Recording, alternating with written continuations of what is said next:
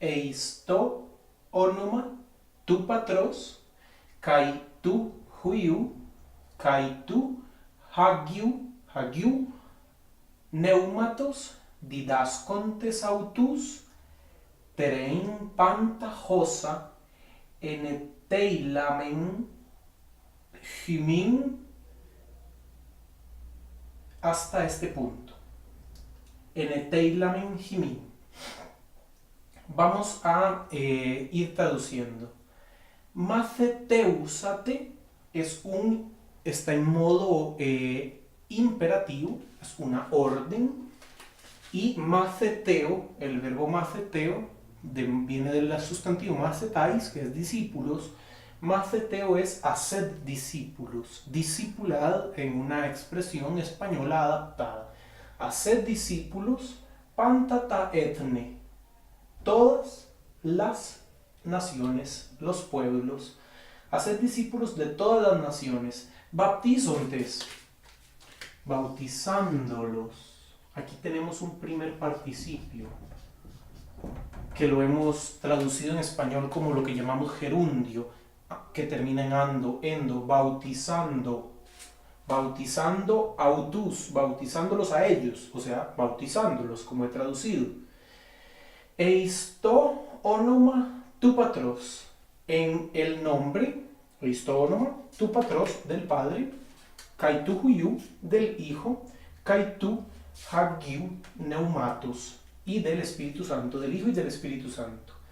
Didascontes, el verbo didasco, enseñar, y tenemos otro participio, vean las desinencias, contes, ontes, otro participio, por eso hemos traducido enseñando como una forma de gerundio, enseñando, autus, enseñándoles a ellos, enseñándoles, cerein pantajosa, aguardar todo lo que eneteilamen hymin, en todo lo que les he enseñándoles a guardar todo lo que les he mostrado según la traducción que tenemos, todo cuanto les he mandado, todo lo que les mandé.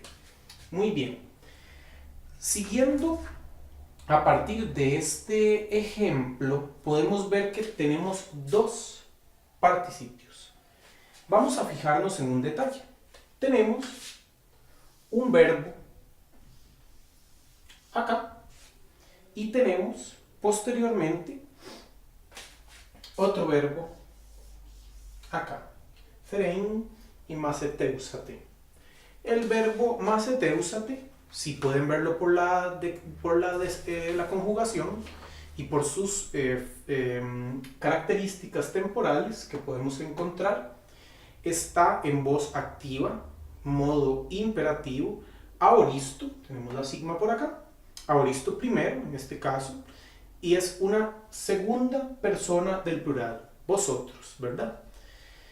El verbo cerein lo tenemos acá en infinitivo, modo infinitivo, aoristo, un aoristo segundo, tenemos un caso particular, y está en voz activa, ¿ok? Y ein es como les decimos, es un infinitivo, por eso no hemos dicho otras características. Muy bien. Es importante notar, para poder entender qué papel juegan estos dos verbos con estos dos participios, también subrayar y señalar la presencia de los pronombres. Autus, autus. Muy bien. Los pronombres autus están correspondientemente en casos plurales, tercera persona, pronombres acusativos, que corresponden a los complementos directos.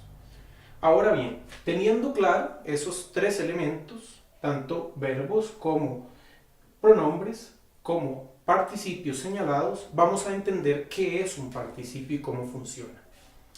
Los términos baptizontes y didascontes, que los hemos traducido como un gerundio, ando, endo, son en el griego koiné participios. Les llamamos participios.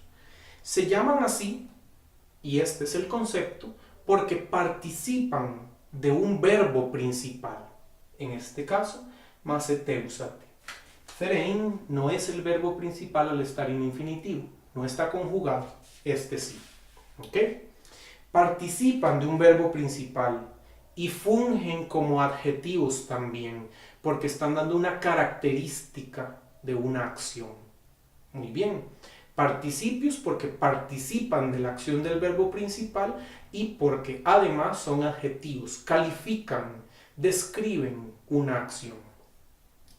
Y si el verbo principal es plural, como lo hemos dicho, es un verbo en segunda persona plural, los participios deben serlo también. Deben serlo, pues deben concordar. Baptizontes, en este caso, tercera persona, y didascontes, tercera persona plural. No se refieren a la segunda porque es bautizando autus, a ellos o a ellas, bautizándoles. Por eso tercera persona. Autus marca el pronombre de tercera, el pronombre de tercera persona. Didascontes autus. Muy bien. Entonces está en tercera persona, pero está en plural porque es la acción del verbo principal la que estamos señalando acá. Entonces, los participios tienen una doble naturaleza.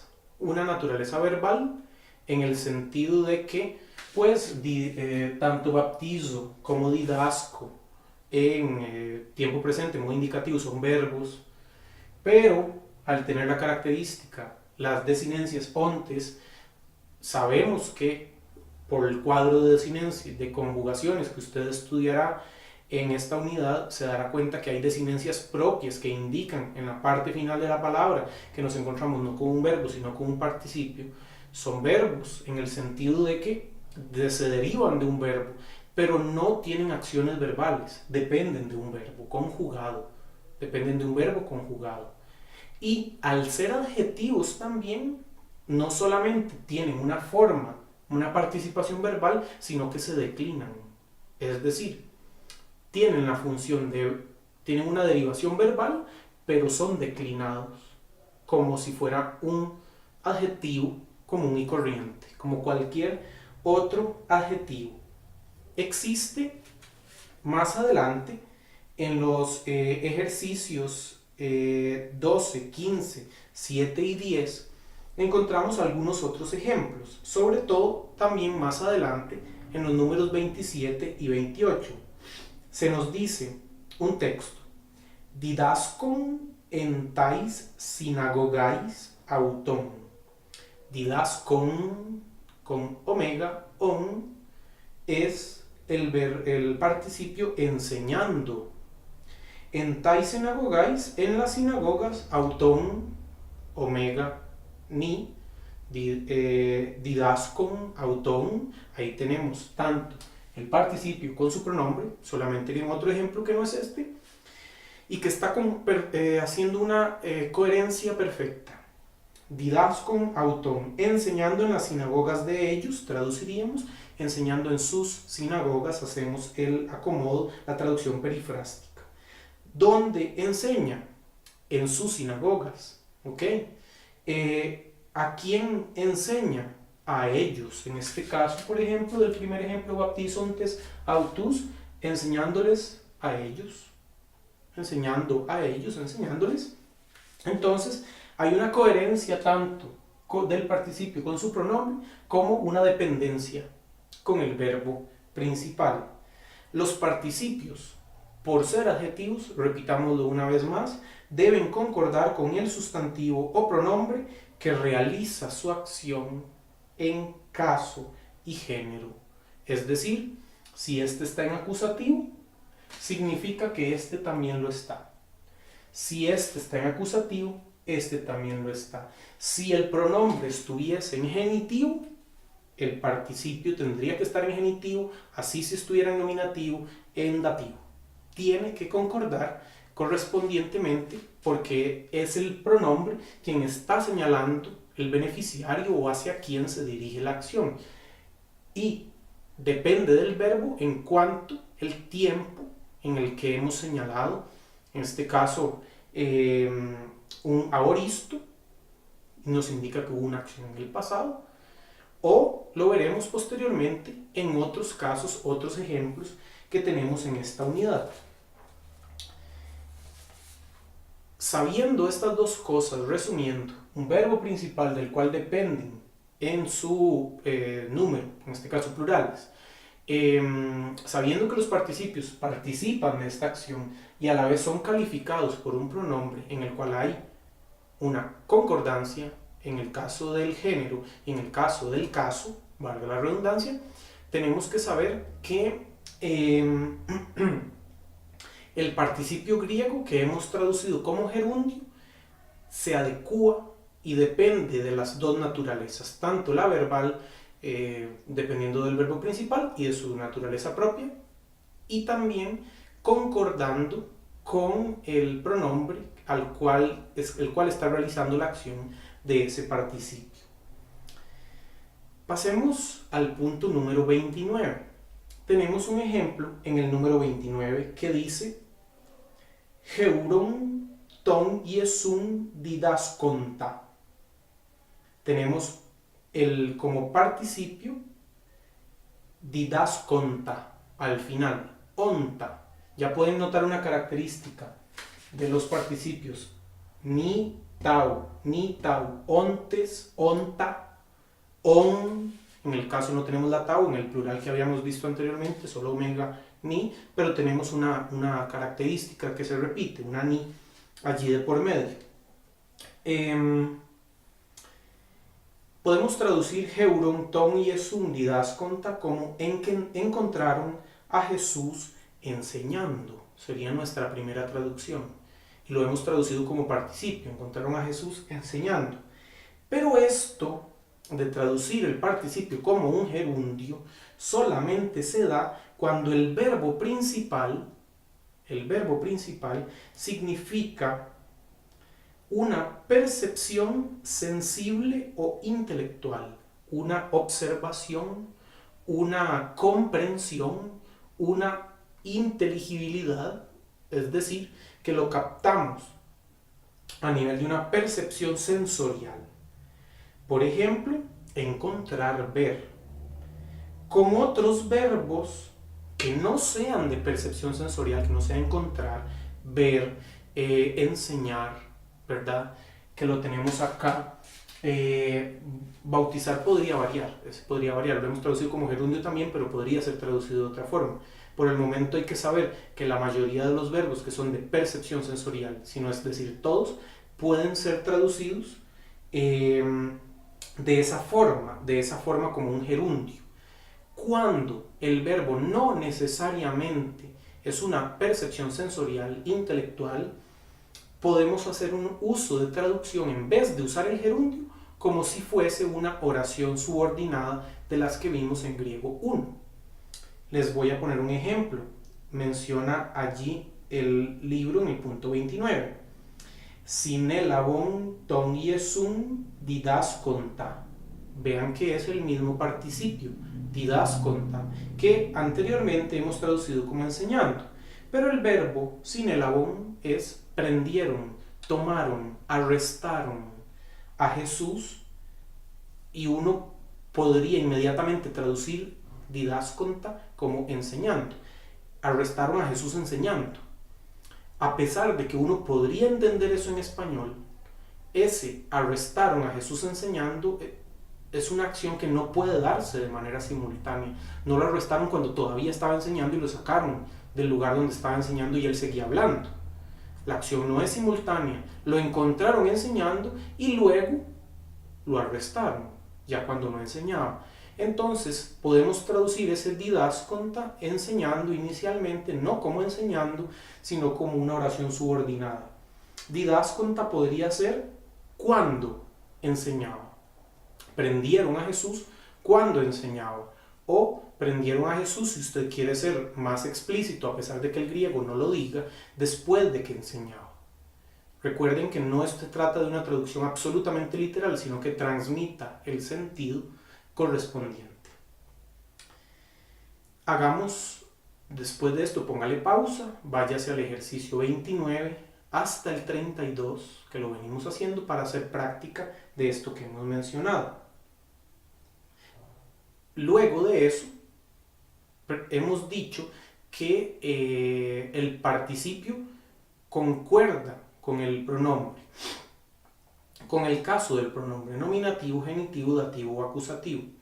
Pero, por tener una dependencia verbal del verbo principal, este participio va a tener tiempos también. Por eso decía que es un concepto complejo. Es un concepto que tiene elementos de verbo y tiene elementos de adjetivo. Por eso se declina, pero también tiene verbos. Entonces tiene tiempos, entonces lo encontramos en distintos tiempos.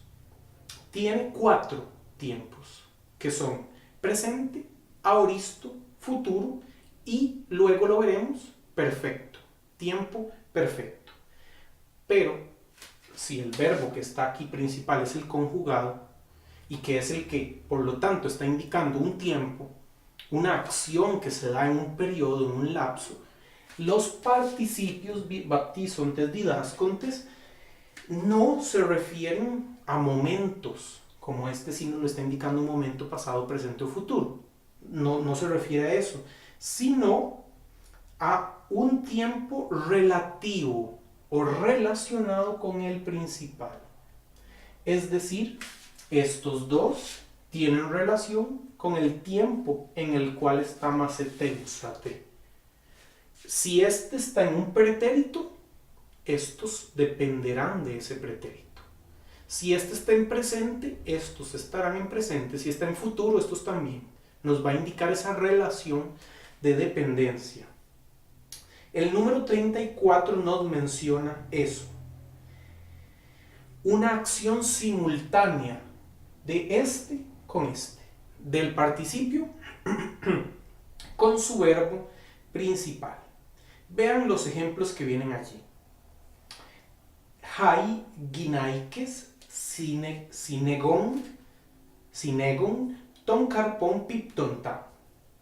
Hai ginaikes sinegon ton carpon piptonta. Literalmente, hai ginaikes, las mujeres, sinegon, recogían. Ahí tenemos un verbo que tiene un aumento en la eta, si ustedes lo ven, porque es sin la preposición con el verbo hago, está en tiempo imperfecto y tenemos el aumento imperfecto de tercera persona singular, el imperfecto está en el medio. Las mujeres recogían entonces ton carpon piptonta, la fruta, ton carpon piptonta, el participio que lo tenemos allí, ¿cuándo caía? El verbo sinegon está en imperfecto. El participio piptonta está en tiempo presente. Pero el tiempo presente se refiere no a la acción de que si la acción estaba en el pasado, el participio se está realizando en el pasado. Eso se sobreentendería. Aquí, al decir que el participio piptonta está en presente, estamos diciendo que tiene una relación simultánea con respecto a él. Y hemos traducido, las mujeres recogían la fruta cuando caía. ¿Ok? Entonces, recogían, caían. Hemos traducido los dos en imperfecto. Hay una relación de simultaneidad. El participio en presente me indica simultaneidad. ¿Ok? Traducimos caía en imperfecto aunque el participio esté en presente. Porque sinegon está en imperfecto. No dijimos cayendo. Las mujeres no recogían la fruta cayendo en el preciso instante, sino que hay una acción simultánea que estaban realizando con respecto a piptonta y con respecto a sinegon. Entonces, cuando el participio está en presente, indica simultaneidad. Con los otros verbos también indica simultaneidad, pero vamos a ver las distintas variables que podemos encontrar. El número ejemplo 2 es cuando, por ejemplo, tenemos una frase como meteno esan hai andres acuontes ton logon. Literalmente, se arrepintieron. El verbo meteno esan está en aoristo. Hai andres, los hombres, acuontes, oyendo, cuando oían como oración subordinada, ton logon, la palabra. Tenemos aquí un participio acuontes en presente, pero ahora el verbo principal metenoesan está en aoristo. El participio presente, para poder traducirlo, no podemos decir se arrepintieron los hombres cuando oyeron la palabra, sino que solamente admite la traducción en imperfecto. Se arrepintieron los hombres cuando oían la palabra, por lo que dijimos al comienzo, hay simultaneidad. Uno está en aoristo, el otro en presente, pero el presente me indica que hay simultaneidad con él. Entonces traducimos en forma o en nuestro español en imperfecto cuando oían. Volviendo al ejemplo 1, las mujeres recogían la fruta cuando caía. Participio en presente, el verbo principal en imperfecto. Como está en presente, hay simultaneidad y traducimos los dos en imperfecto. El segundo ejemplo, se arrepintieron los hombres cuando oían la palabra. Se arrepintieron está en aoristo. Cuando oyendo la palabra está en presente.